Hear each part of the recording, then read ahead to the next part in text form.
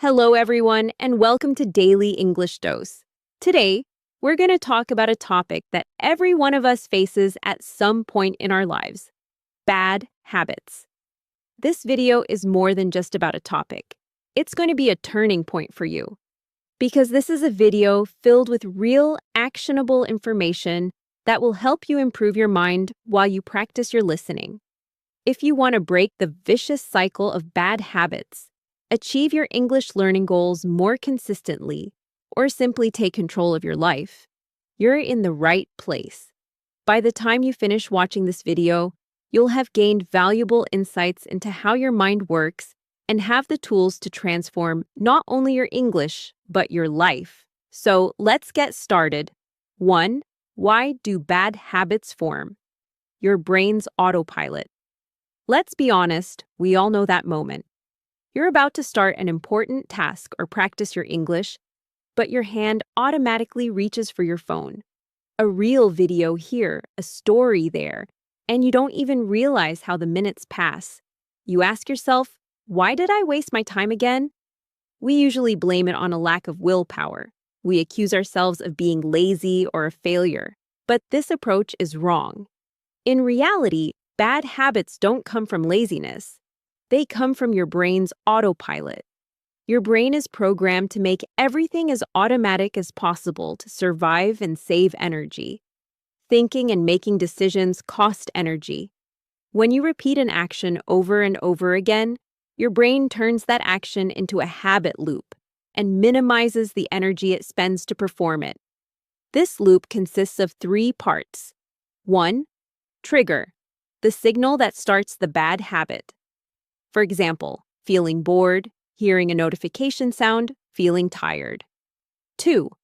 Routine, the action you perform automatically. For example, picking up your phone, scrolling through social media. 3.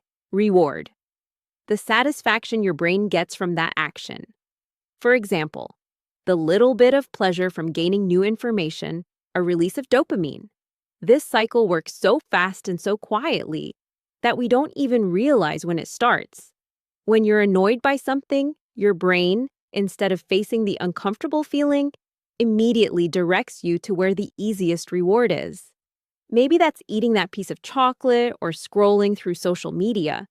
That's why our first and most important lesson is this: stop blaming yourself.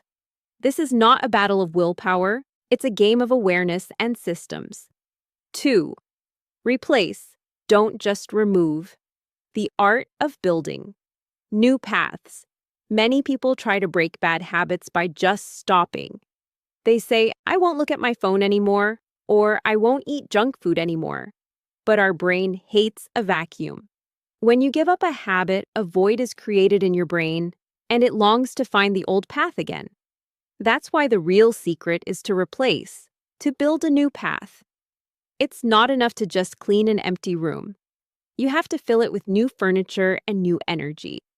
In the same way, instead of closing an old habit path, you should open a new, better one through the forest. This new path may feel exhausting at first, but with every step you take, it becomes clearer and easier. Over time, your brain will start to prefer walking on this new path. This simple strategy is called habit stacking. Here's a practical example for English learners. When you pick up your phone, instead of just deleting the habit of looking at your phone, replace it with a new one. For example, when I pick up my phone, I will immediately practice shadowing a short conversation from this Daily English Dose channel. When I get home, as soon as I open the door and hang up my keys, I will listen to an English podcast for 2 minutes. While I drink my tea, instead of watching a funny video on YouTube, I'll read the news in English for 5 minutes. These strategies break the old cycle and begin to build new neural pathways for a new skill. 3. The golden opportunity window. The 5-minute rule. Right before a habit begins, there is a very small but golden window of opportunity. Scientists say this moment usually lasts less than 5 minutes. This is the time when the urge to procrastinate or the bad habit impulse is at its highest. but you haven't taken action yet. It's like closing the window before the storm rather than trying to stop the storm itself. This 5-minute moment is when your awareness is at its sharpest. When you start to feel bored or the urge to procrastinate comes up, use this window. Just tell yourself, just 5 minutes. During these 5 minutes, take a small step toward the good habit you want to build. I'll listen to this podcast for 5 minutes. I'll learn English vocabulary for 5 minutes. Or I'll just look at that project for 5 minutes. That 5-minute action will create momentum. And momentum works in both directions. Often, at the end of 5 minutes, you'll have entered a new path and won't want to stop. This is a kind of mental first aid kit. The moment the habit is triggered, you have a new action you can quickly reach for. This simple strategy can save you thousands of hours of wasted time. 4. Rewrite your identity. Use the power of your thoughts. This is the deepest and most powerful step in breaking habits. Our habits are fueled not by motivation, but by our identity. They are shaped by what you tell others, and most importantly, what you tell yourself.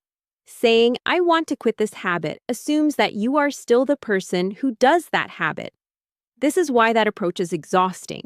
Instead, start saying, "I am no longer the kind of person who does this habit." For example, instead of saying, "I want to speak better English," say, "I am the kind of person who practices every day." Instead of saying, "I want to stop procrastinating," say, "I am the kind of person who gets things done on time."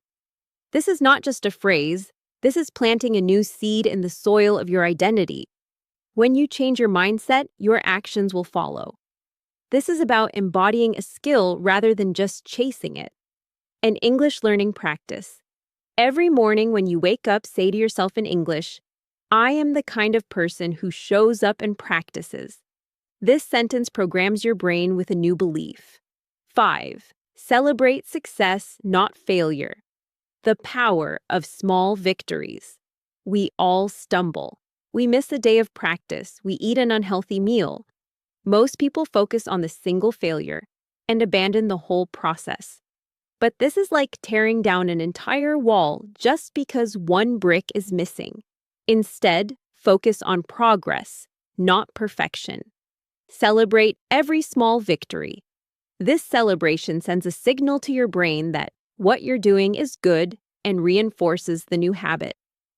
Have you been practicing for 5 days? It doesn't matter that you missed one day. What matters is that you've kept going for those 5 days. Were you able to pronounce a small English sentence correctly? Celebrate that moment. Even if you take just one small step, it will turn into a massive result over time, thanks to the compound effect. You put a single brick in place today. That is enough. Remember, small steps, when compounded, create great results. 6. Redesign your environment. Become an invisible architect. Habits aren't just about willpower. They are most affected by the environments we are in. If you want to break a bad habit, make it harder to do. If you want to build a good habit, make it easier to do. Design an environment for yourself that encourages good habits. If you have a problem with your phone, start charging it in the living room at night instead of your bedroom. If you want to study English, put an English book or a notebook next to your bed. That way, it's the first thing you see when you wake up in the morning. Make good habits visible and easy. Make bad habits invisible and hard. Everything you've learned in this video is not only for breaking bad habits, but also for your English learning journey. Just as you can program your mind for a new habit, you can program it for a new language.